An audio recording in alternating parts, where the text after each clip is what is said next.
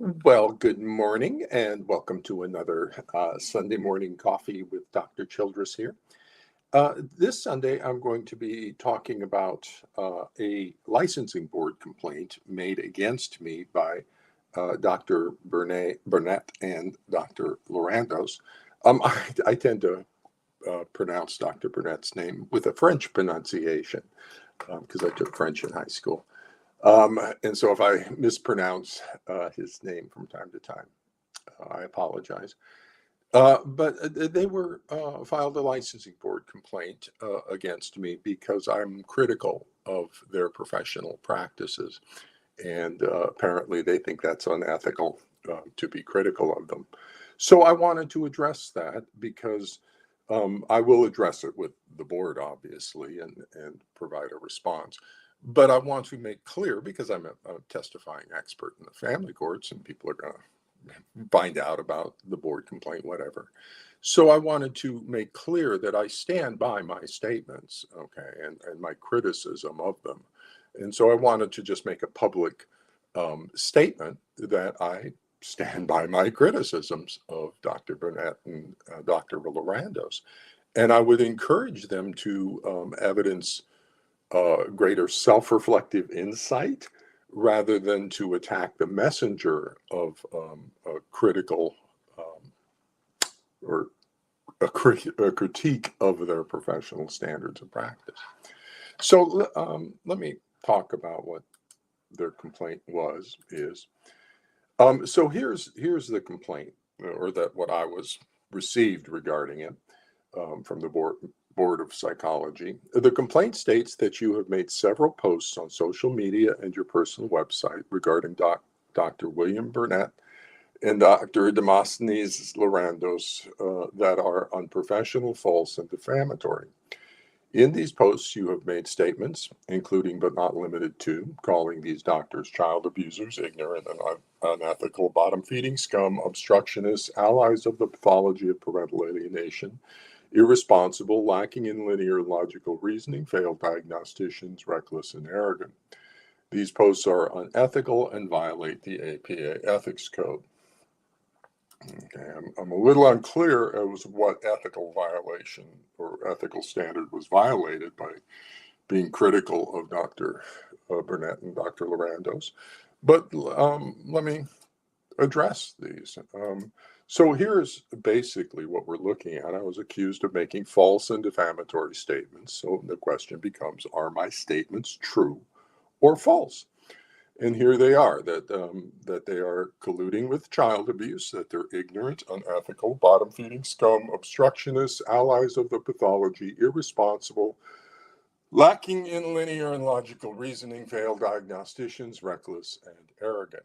So the question becomes, are those allegations and statements true or false? So here's, just to begin with, from Dr. Bernet and Lorandos in 2020. So this is their current opinion regarding the five-factor model of diagnosis of parental alienation. Now they didn't do a factor analysis. That's a little bit misleading. They've just coming up with five new parts to their previous belief system. And so here's what they say, though, in their opening.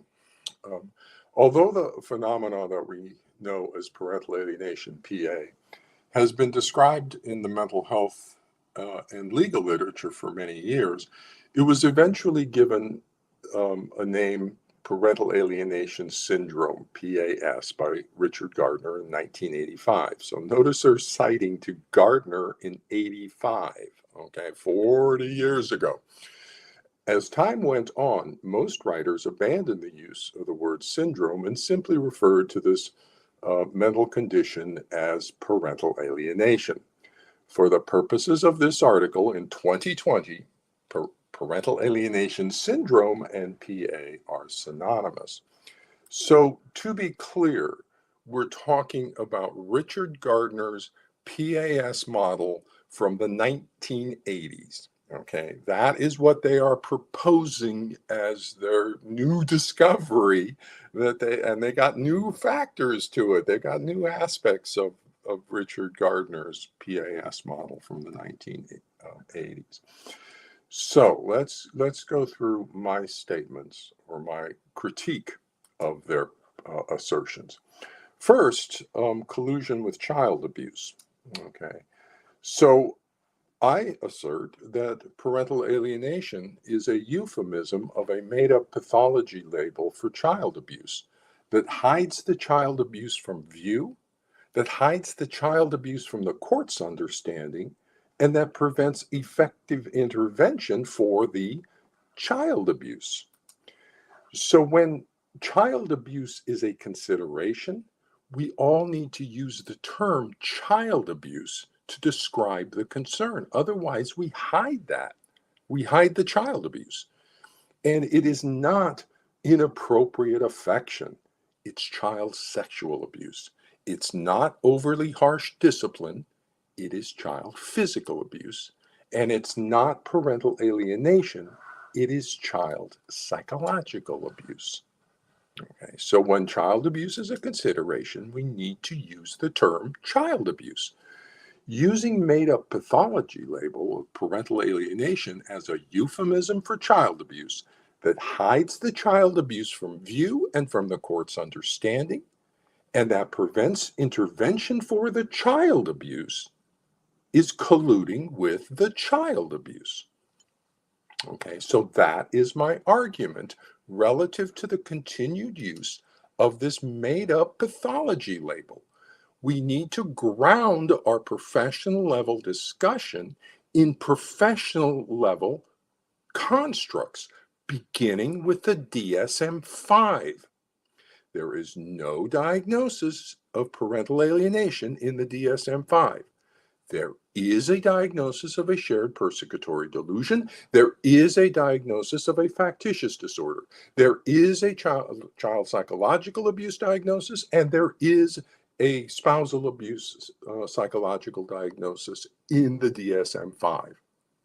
We need to apply the established knowledge of the DSM-5 and stop hiding the child abuse from everybody's understanding behind euphemisms of made-up pathology labels from the 1980s. We need to. There's been 40 years of this parental alienation construct that has been developed. Controversy. Everybody hates it. Everybody accepts this small little group of psychiatrists, a social worker, just fringe professionals.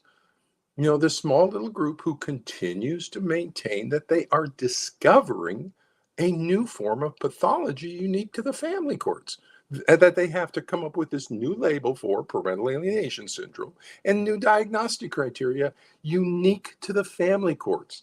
And they're discovering this for 40 years. No, they're not. No, they're just making things up.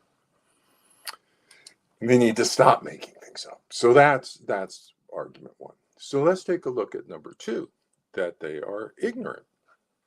Well, Google ignorance. The definition for that is lack of knowledge or information. The pathology in the family courts is a shared persecutory delusion, DSM-5 297.1, and a factitious attachment pathology imposed on the child, DSM-5 300.19. If it's not parental alienation, it's a shared delusion and factitious disorder.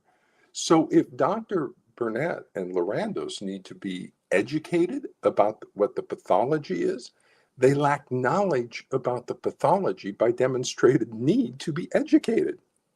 Okay, so if I'm educating Dr. Bernet and Dr. Lorandos about what the DSM-5 diagnosis is, they lack knowledge or information about what the pathology is by demonstrated need to be educated. So Dr. Bernet, I would assert, and Dr. Lorandos are ignorant by definition of the English language, the lack of knowledge or information.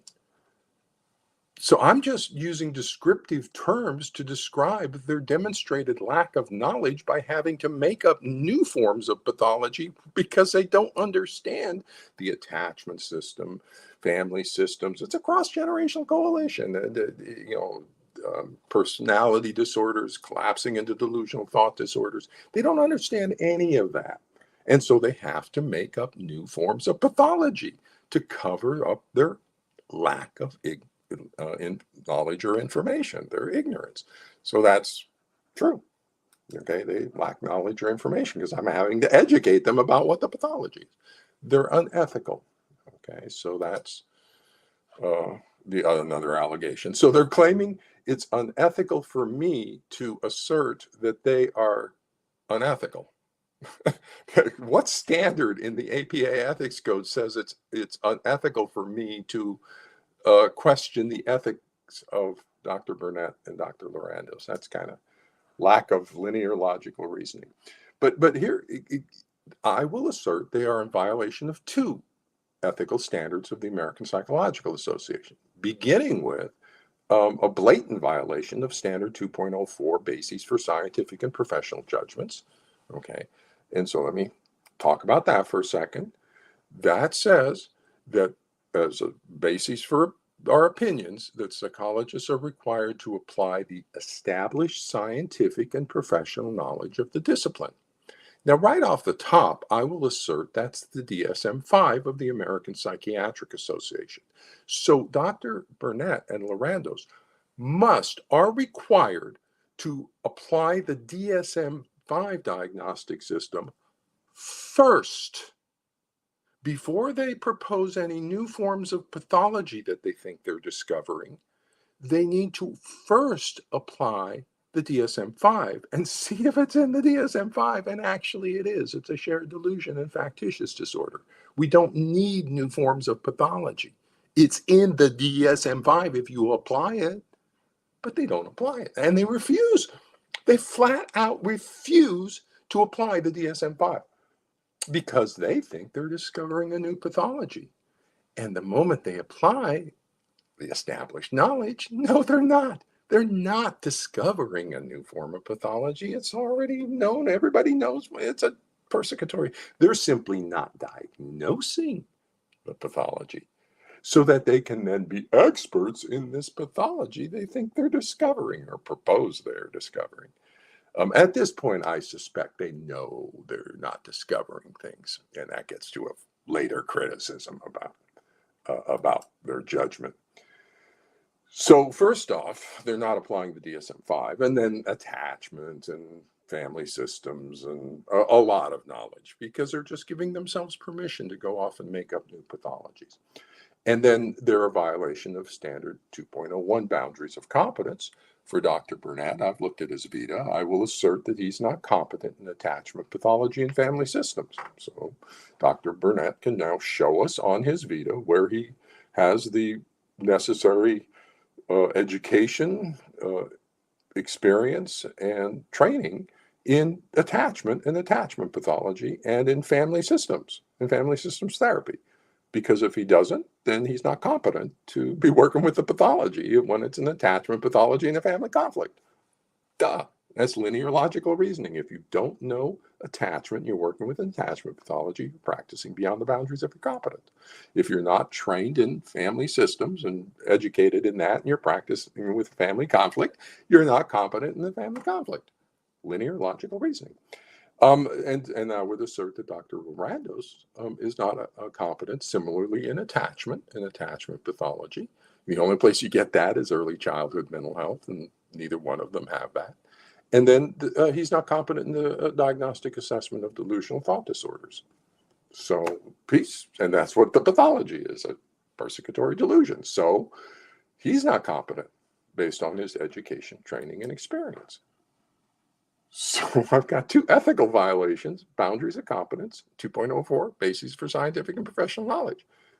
That's a true statement. They are in violation of two ethical standards. And it's not unethical on my part to point that out. But they somehow think they included that in their list of my ethical violations, is that they're not violating two ethical standards. And I'm not allowed to say that about them, according to them, or else it's a board complaint against me. So next up, bottom feeding scum. Okay, so that's, yeah. So now that one is not based on their activity. It's more of a conclusion about Dr. Bernet and Dr. Lorandos' lack of moral character based on their being unethical, ignorant, obstructionist allies of the pathology. So all those other criticisms, this is sort of the outcome criticism of that, because essentially it's a criticism that they lack moral character. And the reason for that is because they intentionally refuse to apply the DSM-5 to their diagnoses. And they are intentionally thereby misleading parents into the belief that they're discovering some new form of pathology called parental alienation. And they lead these parents into proving a made-up pathology label at trial to a judge rather than obtaining a diagnosis of child abuse and effective treatment for the child abuse. And they're doing that for their own personal, financial, and career status gain of Dr. Bernet and Dr. Lorandos so they can be experts in their made-up pathology. So I've been known these guys since 2012, over a decade. I've been in the family courts. I know who Dr. Bernet and Lorandos are. I know what they write. I know what they believe. And I've been in dialogue with them a lot. I've met with Bernet a couple of times, one in a convention in Washington, one in Boston, and one convention in Venice. We sat down and met, and I've talked with him, and I've expressed my concerns to him pursuant to 1.04 of the APA Ethics Code. And so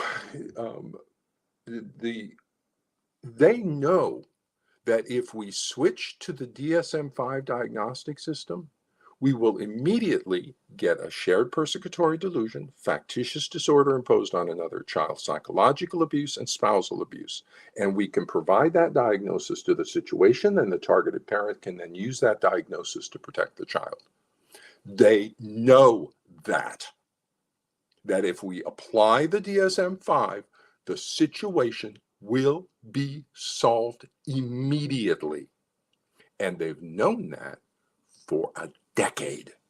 For 10 years, they have known that the application of the DSM-5, published in 2013 with the child psychological abuse diagnosis in it, they know that the diagnosis of a factitious disorder imposed on another will give you a diagnosis of child psychological abuse. A shared persecutory delusion will give you a diagnosis of child psychological abuse. They know that will occur if they apply the DSM-5, and they refuse to apply it. They continue to maintain they are discovering a new form of pathology unique to the family courts that doesn't exist anywhere else, and that they are somehow our special experts in. And so you need to come to them to get their expertise in parental alienation so that they can testify in your court cases about parental alienation rather than you getting out to a clinical diagnostic assessment for shared persecutory delusion, factitious disorder, and child psychological abuse.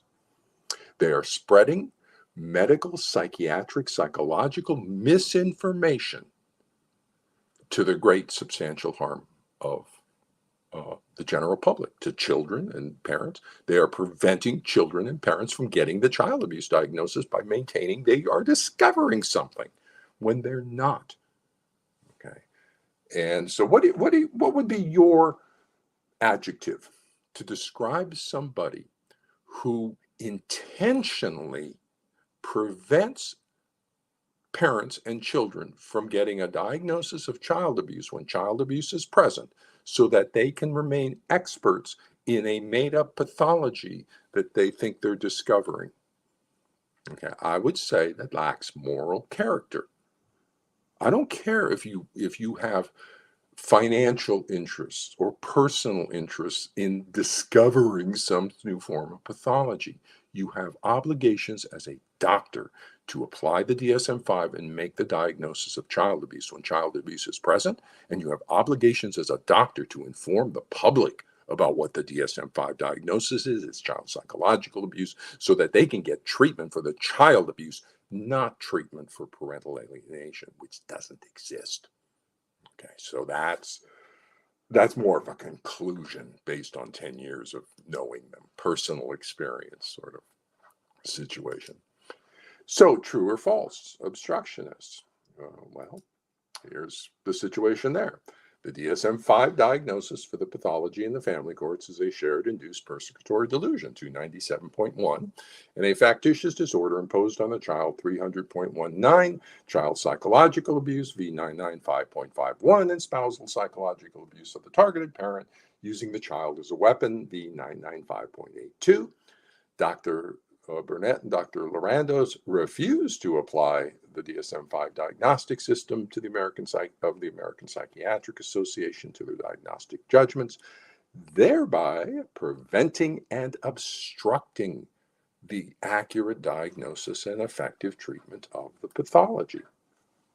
Okay, so if you are diverting attention over to this made-up pathology label that you assert you're discovering a new pathology in the family courts, and you divert people away from getting an actual DSM-5 diagnosis of child abuse that will provide an actual intervention for the child abuse, you are obstructing the solution of getting competent, accurate diagnosis and effective treatment, because you think you're discovering something.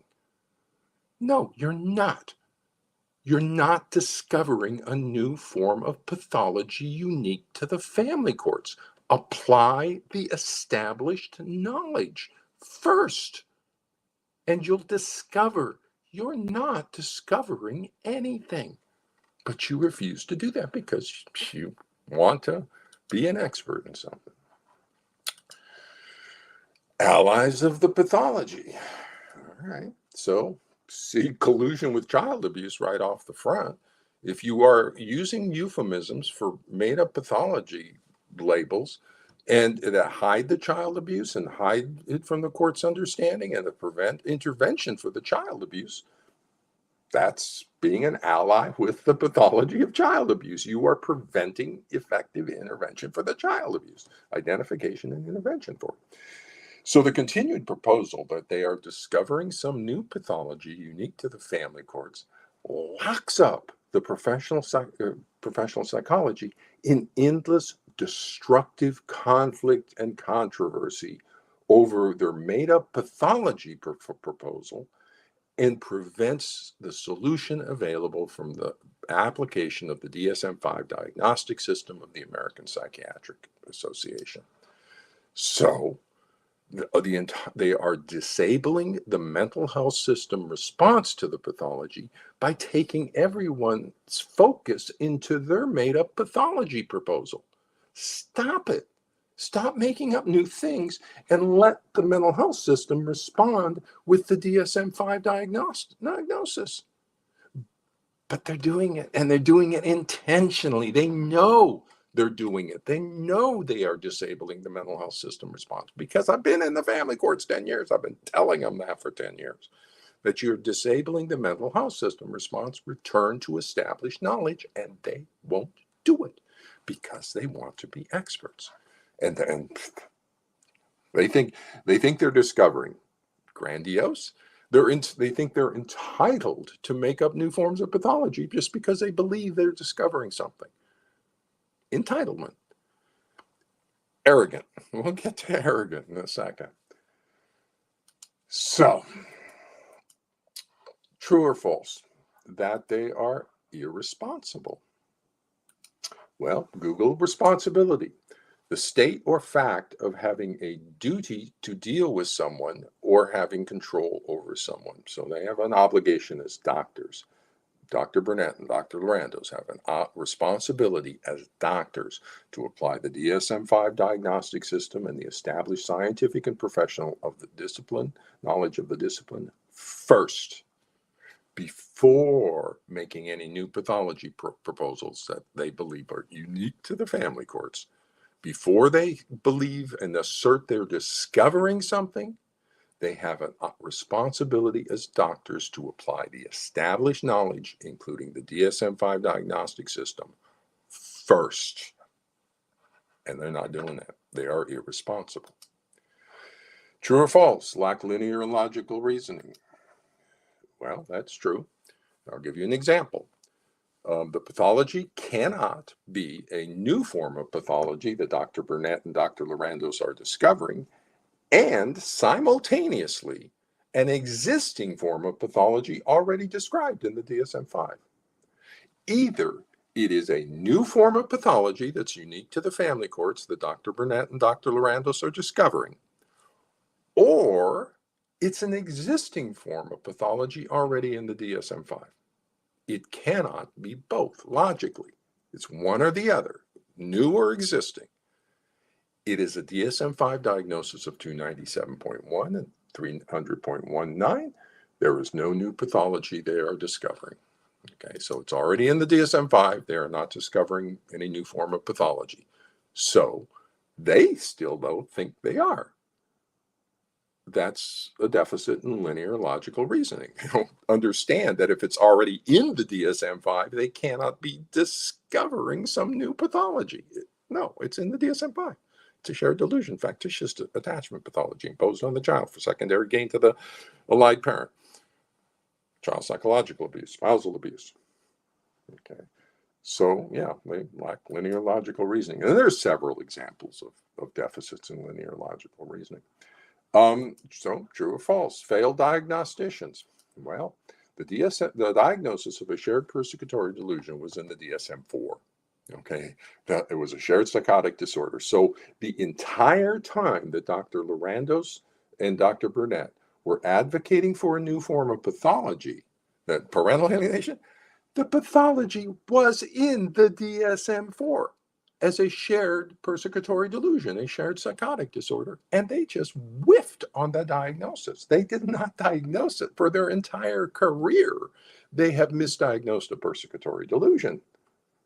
Well, they're bad diagnosticians.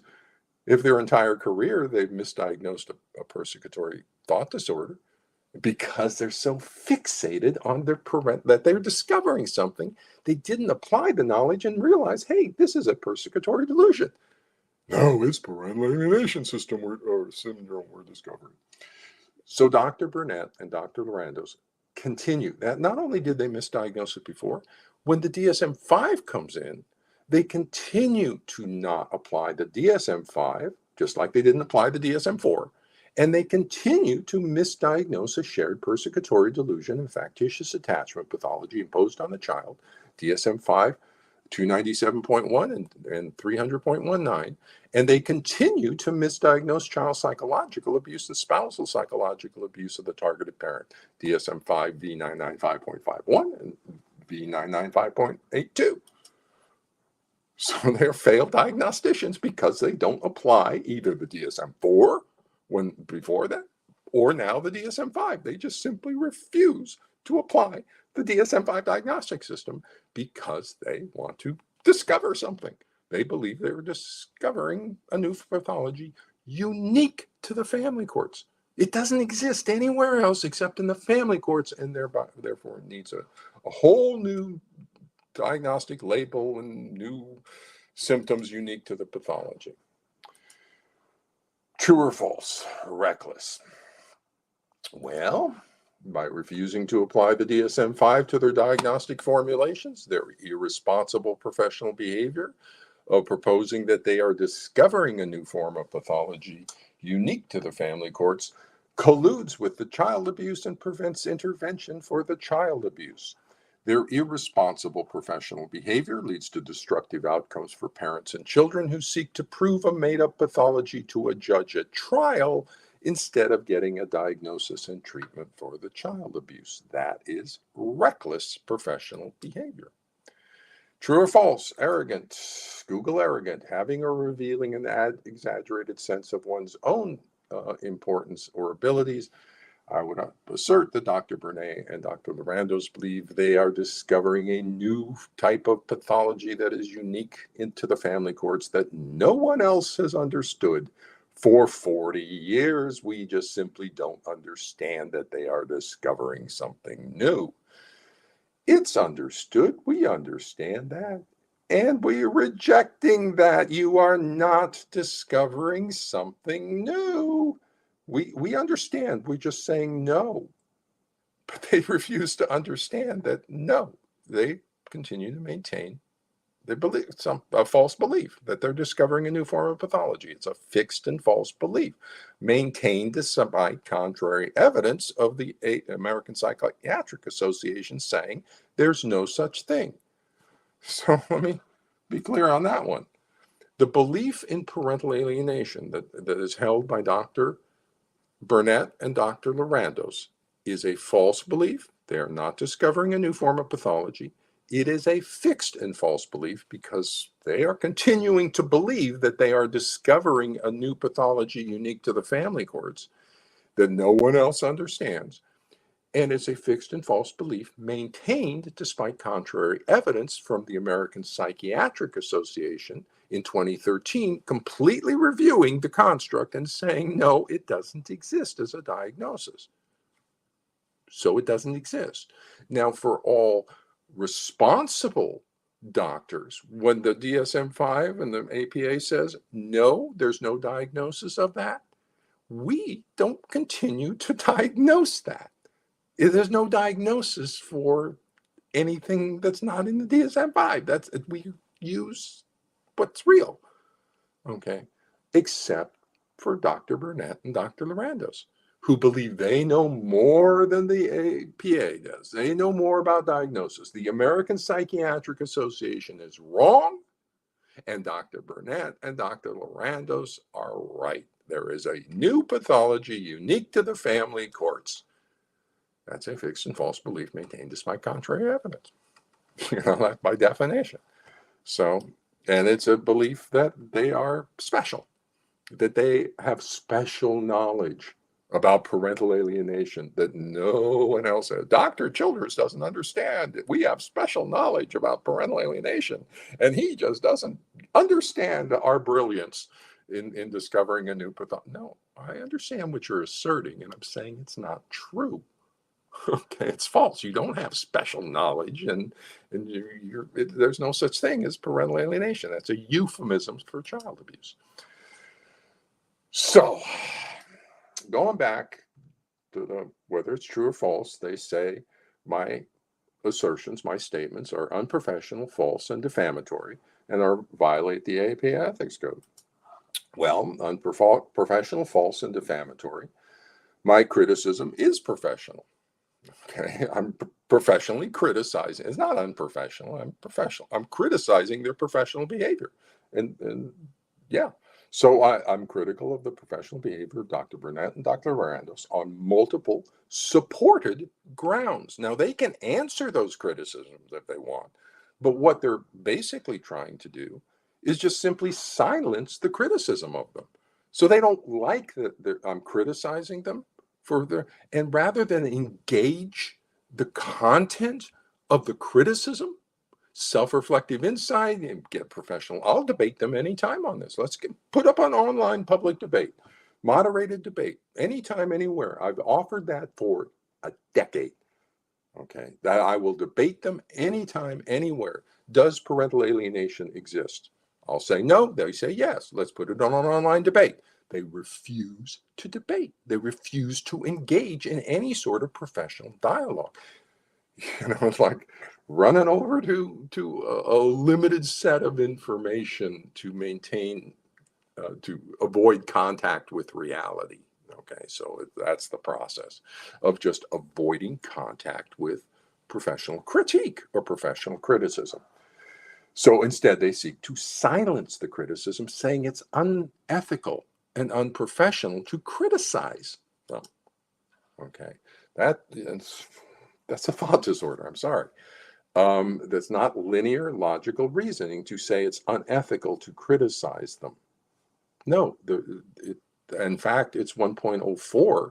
I have a mandatory obligation to informally notify them of concerns about ethical violations, 2.01, 2.04, and I have requirements to take further action appropriate to the situation, 1.05, when it's not resolved properly with informal. So yeah, I have obligations to inform you, and so it is professional.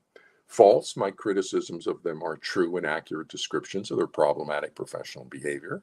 I've just set it up. They are true. They're not false allegations. And notice all their ethical, or all their what they're claiming are ethical violations. That I say they're ignorant, that I say they're arrogant, that these are definitions of the English language that I'm using to so I'm just using descriptive terms that's not unethical to describe what they're doing.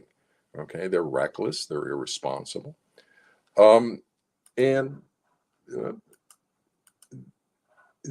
and then the question here, what ethical standard is violating by criticizing the professional behavior of Dr. Bernet and Dr. Lorandos? So again, I would say that's an absence of linear logical reasoning. Criticizing them for being irresponsible is not unethical on my part.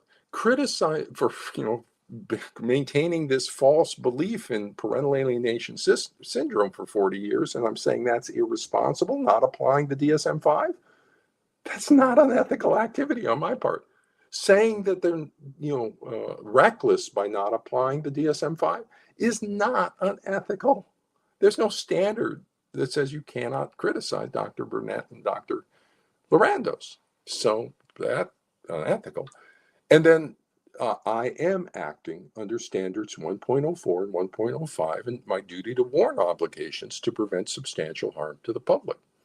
Okay, so it's not unprofessional, it's not false, and it's not defamatory. It's real and accurate description, and it doesn't violate any ethics code standard. Okay. So to conclude here, parental alienation is not a professional diagnosis. It is a cult surrounding Richard Gardner and parental alienation syndrome. It is not a professional level diagnosis. And I'll just cite again to Bernet and Lorandos. In 2020, so this is their current thinking, although the phenomenon that we know as parental alienation, PA, has been described in the mental health and legal literature for many years, it was eventually given a name, parental alienation syndrome, PAS, by Richard Gardner in 1985.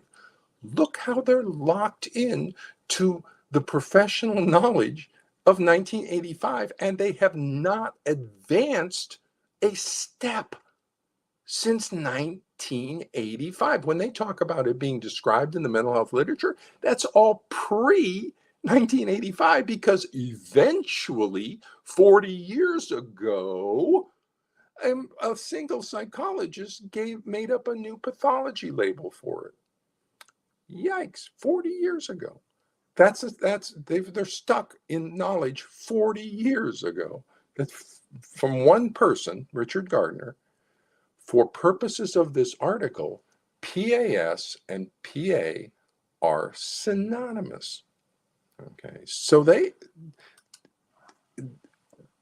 have not moved an iota in 40 years of conceptualization of this pathology. And they're still worshiping this single psychiatrist in the 1980s, Richard Gardner, like he discovered something new. And it's a cult. It's a cult of Gardner. It's a cult of PAS. It's not a real professional level processing of information or professional level activity. And if you look at the leadership of this, you have Bernet, a retired psychiatrist, okay, who got his degree in 1968, his medical degree. Lorandos, a psychologist who's been in this for a similar amount of time, holding himself out as an expert in parental alienation. We have Linda Gottlieb, a social worker who again got her degree in the 60s. Okay, we got Amy Baker, a researcher, never been licensed, never diagnosed or treated anything, is also part of this small group. And she gets her career status from supposedly going around being an expert testimony on parental alienation. It's not a professional group. The professional group is over with the forensic psychologists. Okay, those are your doctoral degrees. Those are in psychology.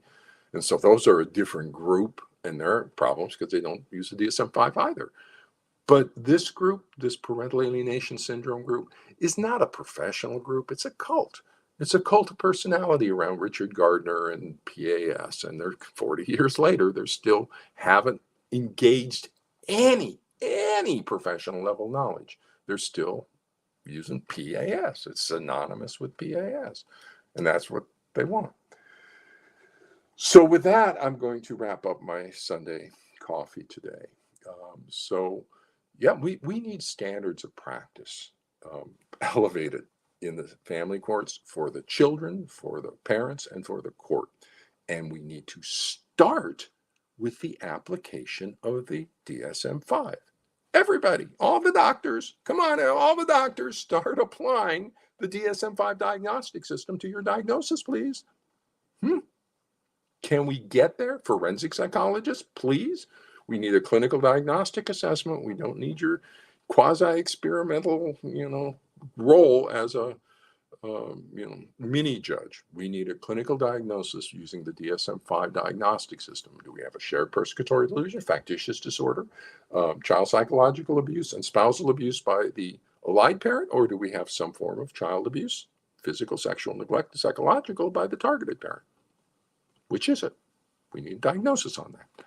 And that's a DSM.